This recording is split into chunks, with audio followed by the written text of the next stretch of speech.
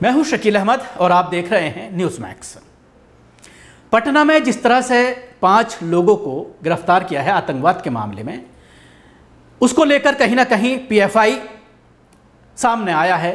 उसके जिम्मेदारान खुलकर बात कर रहे हैं और पुलिस के जरिए जो इल्ज़ामात लगाए जा रहे हैं उस पर सवाल खड़े किए जा रहे हैं। और उसके साथ ही इस मामले में जिस तरह से एनआईए को फौरन इन्वॉल्व किया गया है, जाहिर सी बात है आतंकवाद का मामला है, एनआईए का इन्वॉल्वमेंट होना ज़रूरी था देश के कानून के हिसाब से, और एनआईए ने इस मामले को टेक ओवर कर लिया है। लेकिन कुछ तथ्य सामने आए हैं जिनको लेकर के मैं आज आपके सामने आया हूं। पीएफआई के जो जिम्मेदारान हैं, ख़ासतौर से जो बिहार प्रदेश के जो अध्यक्ष हैं वो, और उसके साथ ही एसएसपी के कुछ पॉइंट्स मैं आपको बताना चाहूँगा। और उसके बाद इस पूरे मामले को लेकर जिस तरह से मीडिया ट्रायल चल रहा है, हमेशा जिस तरह से मुसलमानों को लेकर अगर कोई गिरफ्तारी होती है आतंकवाद के मामले में, तो इसी तरह का मीडिया ट्रायल शुरू होता है और लगातार कई दिन तक चर्चा करती है। अगर दूसरा मामला सामने आता है, कश्मीर में कोई पकड़ा जाता है सरदार, वो भी ऑफिसर, पुलिस ऑफिसर, बड़ा पुलिस ऑफिसर, जब उसको छोड़ा जाता है उस पर कोई बहस नहीं होती। इसी तरह से जब मुसलमानों को आतंकवाद के मामले में 14 साल, 15 साल, 20 साल जेल में रहने के बाद उनको रिहाई मिलती है, पुलिस मुंह की खाती है, कोई सबूत नहीं पेश कर पाती, और ये बात साबित होती है कोर्ट में कि इन लोगों की जिंदगी जबरदस्ती बर्बाद की गई, पुलिस ने तमगे हासिल किए, प्रमोशन दिया गया पुलिसकर्मियों को। अब जिम्मेदारी किसकी बनती है? इस पर अदलिया भी खामोश रहती है और सरकारें भी खामोश रहती हैं। नौजवान जिसने अपनी जिंदगी के कीमती 15-20 साल जेल में बिना किसी जुर्म के गुजारे, बिना किसी सबूत के उसको जेल के अंदर डाल दिया गया। आतंकवाद का मामला होता है इसलिए जमानत होती नहीं है, और जब 15-20 साल जेल में गुजारने के बाद उनके खिलाफ पर्याप्त सबूत नहीं मिलते, उनको रिहा किया जाता है बाइज्जत, तो उस वक्त कोई भी मीडिया उस खबर को नहीं चलाता, कोई भी ये नहीं पूछता कि उन पुलिसकर्मियों के खिलाफ क्या कार्रवाई की गई, क्या कोर्ट ने कोई खुलकर ऑर्डर दिया कि उन पुलिसकर्मियों को भी जेल के पीछे डाला जाए जिन्होंने बेगुनाह मुसलमानों की, नौजवानों की जिंदगी बर्बाद की है। न सिर्फ उन नौजवानों की जिंदगी बर्बाद की है बल्कि उनके पूरे खानदान को बर्बाद कर दिया है।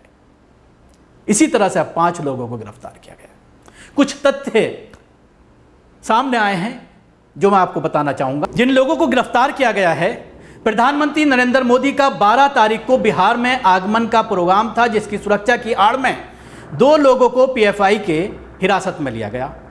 जब जिम्मेदारान थाने पहुंचे तो यह कहा गया कि थोड़ी देर में इनको छोड़ दिया जाएगा। पूछताछ करने के लिए इनको बुलाया गया है और बिना नोटिस दिए उन्हें 3 दिन तक रखा गया। लीडरों ने पूछने पर एसपी ने कल शाम मोदी जी के लौटते ही छोड़ देने का आश्वासन दिया। अगले दिन 12 तारीख को 24 घंटे से ज्यादा गुजरने के बाद भी रात तक नहीं छोड़ा गया।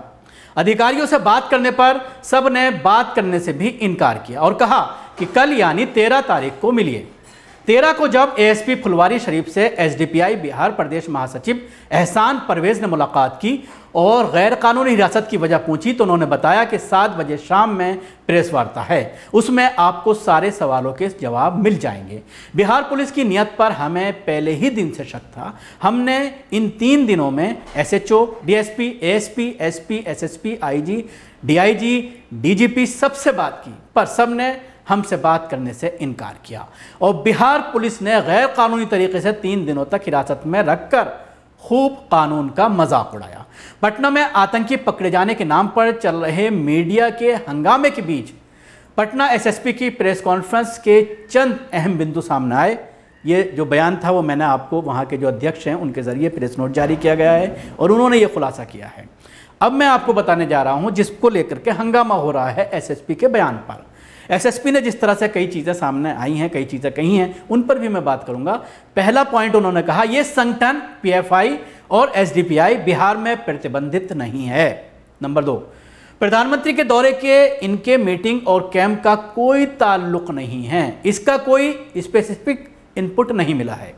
वहाँ पर कोई हथियार की ट्रेनिंग नहीं हो रही थी बल्कि बेसिक फिजिकल ट्रेनिंग के होने की खबर है, जैसा कि आरएसएस की शाखाओं में होती है।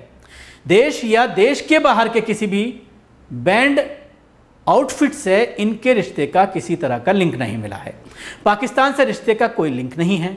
हम इन्हें स्लीपर सेल नहीं कह सकते हैं क्योंकि ये कोई बैंड संगठन नहीं है। अलग अलग ज़िलों के इनके कार्यकर्ताओं से मिले लिस्ट के बारे में कह रही है पुलिस कि इस मामले का कोई ताल्लुक अमरावती या नुपुर शर्मा मामले से नहीं है और इनकी गतिविधियां बस बिहार तक सीमित थीं।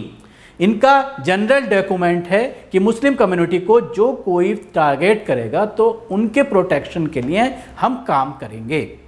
इनके चंद और लोग से पूछताछ हो रही है जिन्हें डिटेन भी किया गया है, बल्कि इंटरोगेट किया जा रहा है। इनके 3 लोग गिरफ्तार हुए हैं, 26 लोगों पर एफआईआर हुआ है, जिसमें ज़्यादातर लोग नॉर्थ बिहार के हैं और एक कर्नाटक से है। किसी और धार्मिक संगठन या दूसरे संगठन का इस मामले से कोई रिश्ता नहीं है।